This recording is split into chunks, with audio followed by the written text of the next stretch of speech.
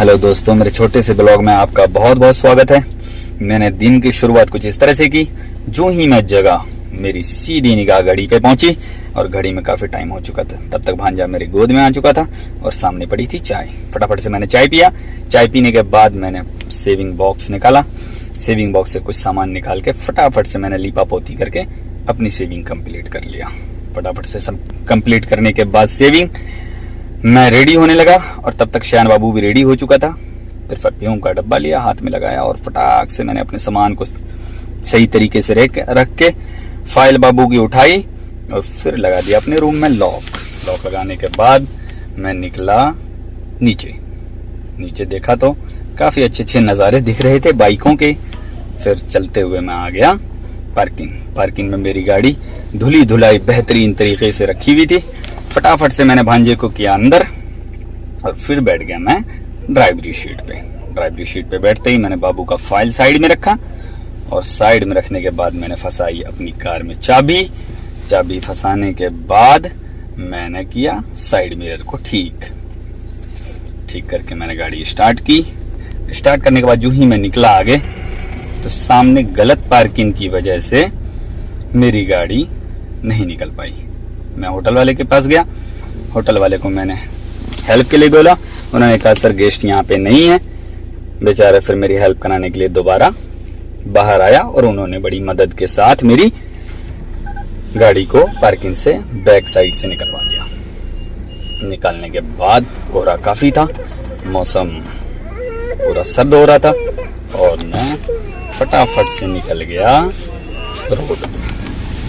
Road पे। निकलते ही मैंने अपने आप को पीजीआई की तरफ मूव किया। चूँकि मेरे को हॉस्पिटल जाना था पीजीआई, मेरे भांजे की आज अपॉइंटमेंट थी, मुझे उनको दिखाना था। पीजीआई बहुत ही बेहतरीन अस्पताल है। मैं उसमें पहले भी मर्डर की इलाज करा चुका हूँ और काफ़ी अच्छा एक्सपीरियंस रहा है मेरा पीजीआई का। और फिर मैंने देखा अपनी गाड़ी की स्पीड और सामने दिख गया मुझे कैमरा। मुझे लगा कि ज़्यादा स्पीड की वजह से कहीं मेरा चालान न कट जाए, क्योंकि यहाँ 60 से ज़्यादा स्पीड अगर आप कार की करते हैं तो आपका चालान कट सकता है।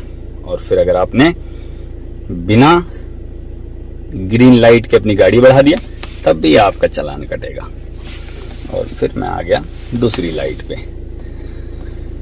दूसरी लाइट का वेट किया और फटाफट से मैं आगे बढ़ता रहा। सामने थी एम्बुलेंस, मैंने एम्बुलेंस को रास्ता दिया। रास्ता देने के बाद मैं फाइनली पहुंच गया पीजीआई काफ़ी बड़ा हॉस्पिटल और बहुत खूबसूरत तरीके से बनाया है। बहुत तरीके की इलाज होती है और मेरे को दिखाना था छोटे बच्चों के अस्पताल में। फिर मैंने भांजे को बाहर खड़ा किया और चल पड़ा अपनी गाड़ी को पार्क करने के लिए। फटाफट से मैंने अपनी गाड़ी पार्क किया। फिर एक अंकल मिल गए, थोड़ी सी बातचीत किया उनसे क्योंकि टाइम कम था और फिर मैं निकल गया बाहर की तरफ। जो ही निकलता हूँ मैं, मेरे सामने आ जाते हैं पर्ची लेके भैया। मेरे से गाड़ी का नंबर पूछते हैं और फिर पर्ची काट के मेरे हाथ में थमा देते हैं और फिर मैं पर्ची लेके हंसता हुआ आगे बढ़ जाता हूँ।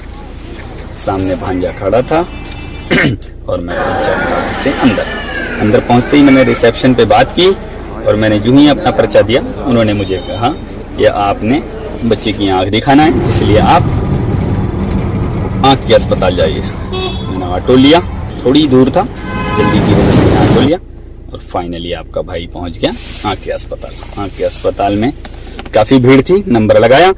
नंबर लगाने के बाद मैं उधर ही लेफ्ट राइट करता रहा। वॉशरूम गया, अंकल जी से छोटी सी मुलाकात किया। बड़ा खूबसूरत नज़ारा था। नंबर काफ़ी लेट था मेरा, इस वजह से मैं निकल गया बाहर घूमने। थोड़ा सा घूम फिर के आने के बाद फाइनली नंबर भी आ चुका था। मैंने डॉक्टर को दिखाया और फिर भाई आपका वहां से कर गया मूव करने के बाद आते हैं दोबारा हम पार्किंग में अपनी गाड़ी लगी हुई थी।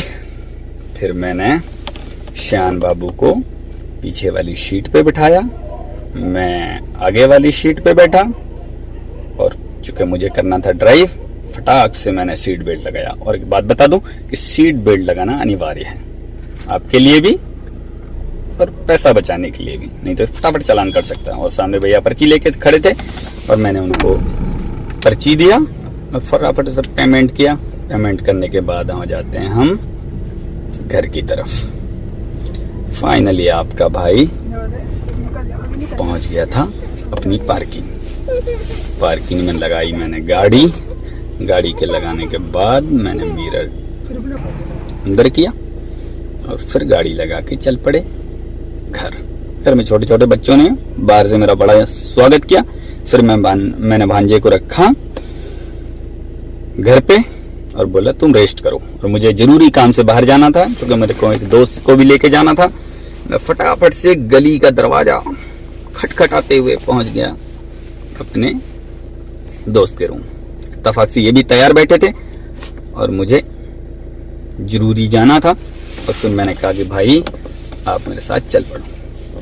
भाई ने फटाफट से अपना सामान समेटा और आगे बढ़ गए। तब तक खैबर भाई को मैंने कहा कि यार पार्किंग थोड़ी दूर है तो मुझे आप बाइक से छोड़ दो। खैबर भाई ने निकाला अपनी रेड कलर की अपाची और फिर बैठाया मुझे, और मुझे बैठाने के बाद फटाफट से ये चल पड़े पार्किंग की तरफ। ये विलेज काफी खूबसूरत है और अच्छा है क्योंकि जहां से रोजी रोटी चल रही होती है वो अच्छा ही होता है। बहरहाल मैं फिर से पहुंचा पार्किंग में अपनी लगी हुई थी गाड़ी मुझे ड्राइव नहीं करना था क्योंकि मैं थक गया था पीजीआई से। इसलिए मैंने दानिश भाई को थमाई चाबी और खैबर भाई को बोला अलविदा। खैबर भाई चले अपने काम की तरफ और मैं निकलवाने लगा गाड़ी। तब तक मेरा एक दोस्त आ चुका था पार्किंग में। फिर उनसे छोटी सी मुलाकात किया और छोटी सी मुलाकात करने के बाद तब तक दानिश भाई ने गाड़ी निकाल लिया था और सामने एक अंकल थे, उनसे भी एक छोटी सी खूबसूरत मुलाकात हुई। उनसे बातचीत करके फिर मैं बैठ गया फाइनली गाड़ी में। दानिश भाई ने बड़े मजे के साथ खूबसूरत सॉन्ग लगाया और सॉन्ग सुनते सुनते मुझे नींद आने लगी, लेकिन भाई ने मुझे सोने नहीं दिया और मुझे लेके पहुंच गए साइड पे। और साइड मेरे घर से लगभग 25-30 किलोमीटर दूर था और मैं पहुंच गया